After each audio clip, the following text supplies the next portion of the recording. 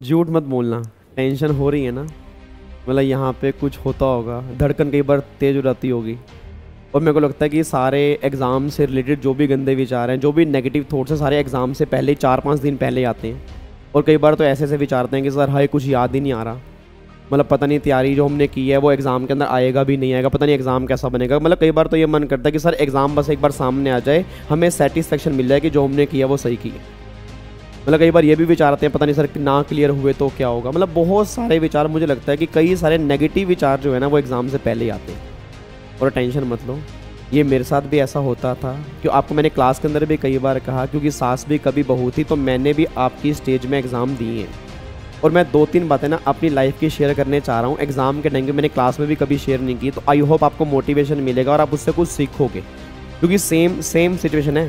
ध्यान रखना, जो आपकी 4-5 दिन पहले है, आई थिंक मेरी उससे गंदी हो सकती है, क्योंकि सर मैं तो बहुत नालायक बच्चा था। हमें तो यूट्यूब पे इतनी रिवीजन क्लास भी नहीं मिलती थी। और मैं सही बता रहा हूँ, ये मजाक की बात नहीं है, मैं आपसे बहुत नालायक बच्चा था। आप तो फिर भी इंटेलिजेंट हो, आपका माइंड बहुत तेज चलता है। मैं तो हिंदी मीडियम से पढ़ा हुआ बच्चा था, आप तो फिर भी इंग्लिश मीडियम से पढ़े हुए बच्चे हो।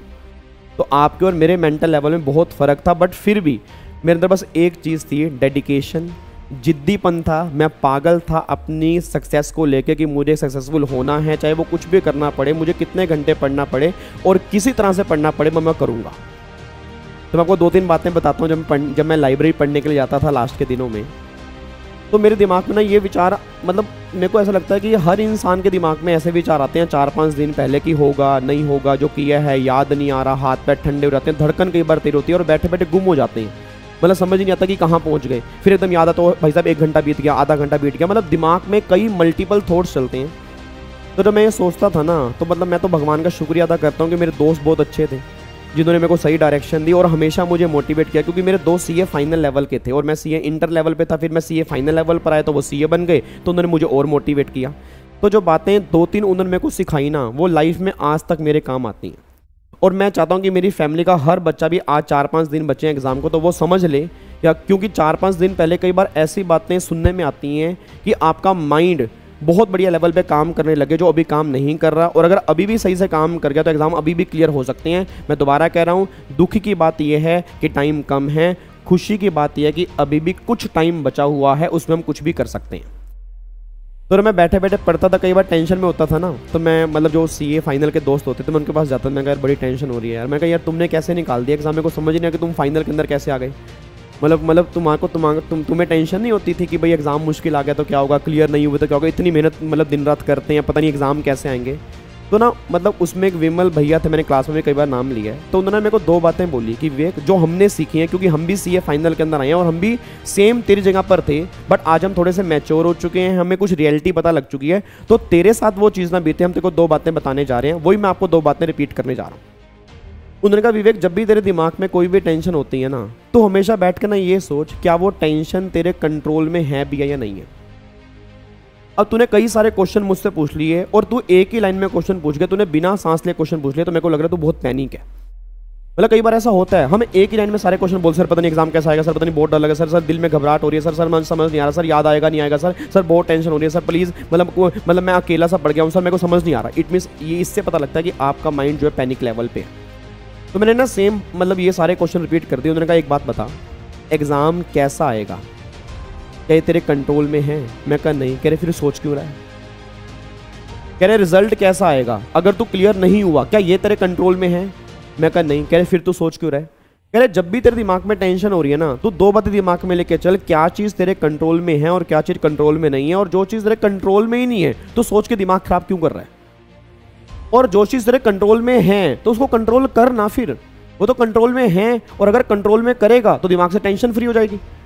और आधी बातें इस टाइम आपके दिमाग में ऐसी आ रही हैं, मैं गारंटी दे रहा हूं सर, क्योंकि मैंने भी आपकी स्टेज में एग्जाम दी है जो हमारे कंट्रोल में नहीं होती। ये क्वेश्चन एग्जाम में आ गया तो क्या होगा, ये चैप्टर नहीं किए ये आ गए तो क्या होगा, पता नहीं एग्जाम कैसा बनेगा, मुश्किल तो नहीं बन जाएगा, रिजल्ट कितना होगा, नहीं पास हुई तो क्या होगा। एक भी बात आपके कंट्रोल में नहीं है, आप फिर सोच सोच के दिमाग खराब कर रहे हो। मैं सही बता रहा हूँ सर, भैया ने मुझे बातें बोली ना, मैं आधी टेंशन मेरे दिमाग से खत्म हो गई। मैंने कहा मैं ये सोच क्यों रहा हूँ भाई, मेरे हाथ में क्या है, मेरे हाथ में काम क्या है, हाथ में अभी सिर्फ मेरे हाथ में क्या है, मैं अपना बेस्ट दे सकता हूँ। मैं 100% बेस्ट के अलावा कुछ भी नहीं कर सकता।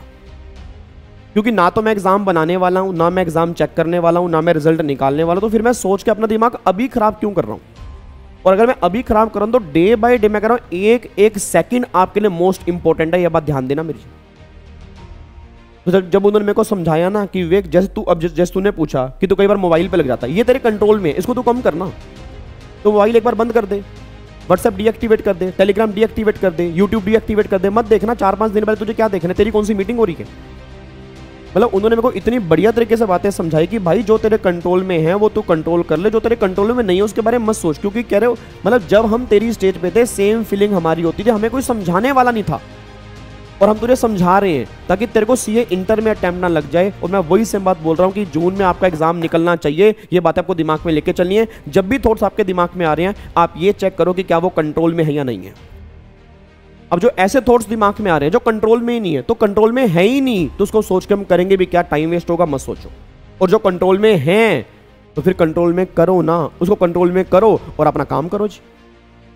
तो अपने दिमाग में जब भी आपके दिमाग में टेंशन होती है आप ये देख लो, जो चीज़ें कंट्रोल में है कंट्रोल करो, नहीं है उसको बाहर निकालो और पढ़ाई पे लग जाओ सर। क्योंकि 4-5 दिन बाकी बचे हैं और 4-5 दिन के अंदर भी कुछ करिश्मा हो सकता है अगर आप लगे रहोगे। पॉजिटिव रहो, बस हिम्मत नहीं हारनी है आपने, लगे रहना है बस। मैं सही बता रहा हूँ सर, सेम सिचुएशन मेरे साथ थी बट मैं उस प्रॉब्लम से निकला और सिर्फ एक चीज़ ने मेरे को निकाला कि मैं हिम्मत नहीं हारा।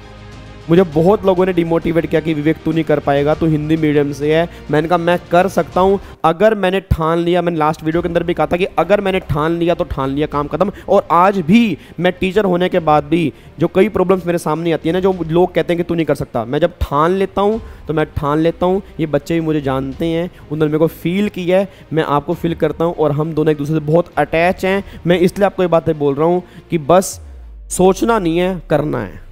ना शब्द नहीं, सफलता जवाब देगी। और वो कब देगी, अगर आपके एग्जाम अच्छे होंगे। तो पॉजिटिव रहो, खुश रहो, मुस्कुराते रहो, नेगेटिव थॉट्स बिल्कुल मत लेके आओ, नई चीज़ें इस टाइम बिल्कुल मत उठाओ। जो आपने पढ़ लिया बेस्ट पढ़ लिया, जो दिमाग में आ रहा है, जो कंट्रोल से बाहर है उसको बाहर निकालो, जो कंट्रोल में है उसे कंट्रोल करके काम करना स्टार्ट कर दो। आग लगा दो, छा जाओगे जून के एग्जाम के अंदर। मैं सही बता रहा हूँ, आपके एग्जाम जरूर निकलेंगे। ठीक है, थैंक यू सो मच, जय Hind, thank you so much.